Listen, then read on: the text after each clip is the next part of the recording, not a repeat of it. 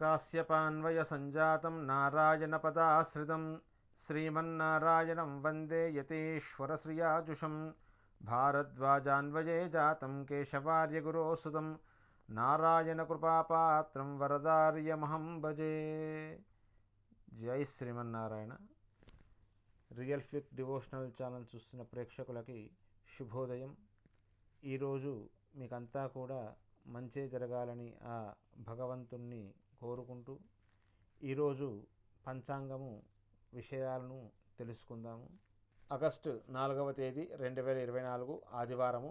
క్రోధీనామ సంవత్సరము, ఆషాఢమాసం, దక్షిణాయనము, గ్రీష్మ ఋతువు. సూర్యోదయము ఉదయము 6:04, సూర్యాస్తమయము సాయంత్రం 6:46.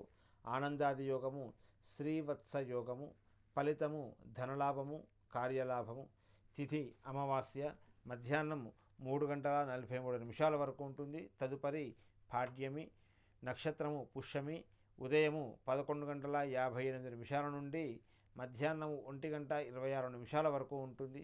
పుష్యమి నక్షత్రంలో అన్ని శుభ కార్యకలాపాలకు మరియు క్రీడలకు, విలాసవంతమైనటువంటి వస్తువులను ఆస్వాదించడం కోసము మరియు పరిశ్రమలు ప్రారంభం చేయడము, నైపుణ్యం కలిగిన శ్రమ, వైద్య, చికిత్సలకు, విద్యను ప్రారంభం చేయడము, ప్రయాణాలు ప్రారంభం చేయడము, స్నేహితులను దరిచేసుకోవడము మరియు ఏదైనా వస్తువులను కానీ కొనడం కానీ అమ్మడం కానీ లేదా ఆధ్యాత్మిక కార్యకలాపాలు, పనితీరు అంటే అలంకరణలు, లలిత కళలు, వ్యాయామము మరియు రుణాలు ఇవ్వడము లేదా స్వీకరించడం చాలా మంచిది. అమృతకాలము ఉదయము 11:49 నుండి 1:28 వరకు ఉంటుంది. ఈ అమృతకాలము శుభ సమయంగా పరిగణిస్తారు. ఇది నక్షత్ర సంబంధమైనటువంటి శుభ సమయ కాలము.